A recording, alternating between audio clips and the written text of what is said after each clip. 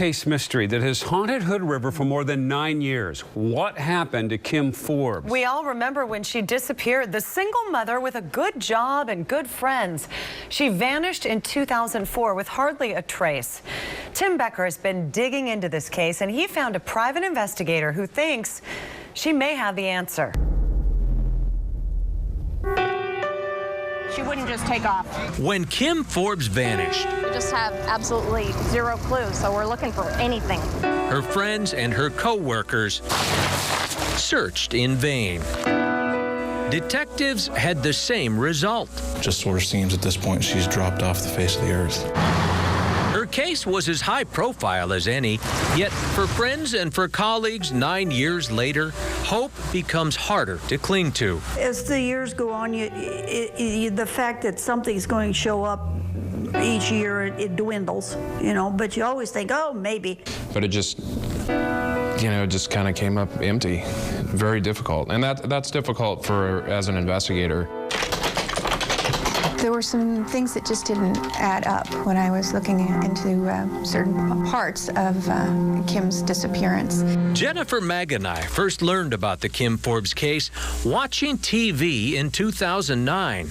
Your story on Coin on the 5th anniversary. Since then, the Salem-based private investigator has jumped deep into the case, visiting areas and talking to neighbors near Kim Forbes' house, the last place she was reportedly seen by her then teenage daughter.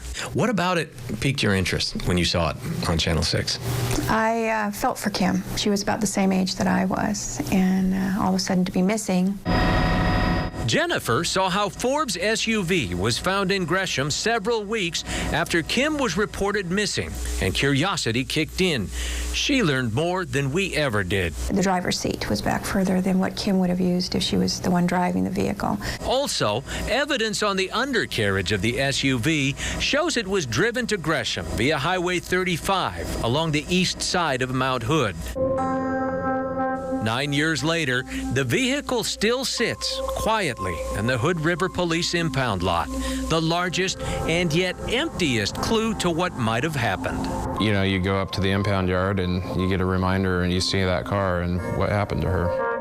This month, Jennifer met with a detective to share her newest information. He was actually very excited, that this information I provided was there, and he said he was going to definitely take a look at it, and that the two of us would get together and we would share notes. She can't get specific, share names and theories with us, but she has evidence she thinks might crack the case.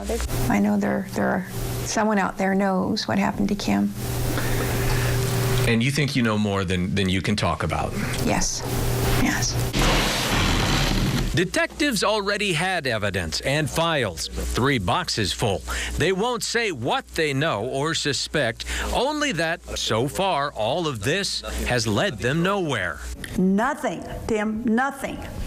Absolutely nothing. Frustration also runs deep for C.J. Woodward, a co-worker and close friend of Kim Forbes. There's one thing I know for a fact. Somebody knows what happened. I'm not going to give up. Few would agree more strongly with her than Jennifer. Let me ask you this. Do you think this case will be solved? Yes, I do. I do. And that's based on evidence that is out there, that the police know about too? Yes. Yes. Tim Becker, Coin 6 News.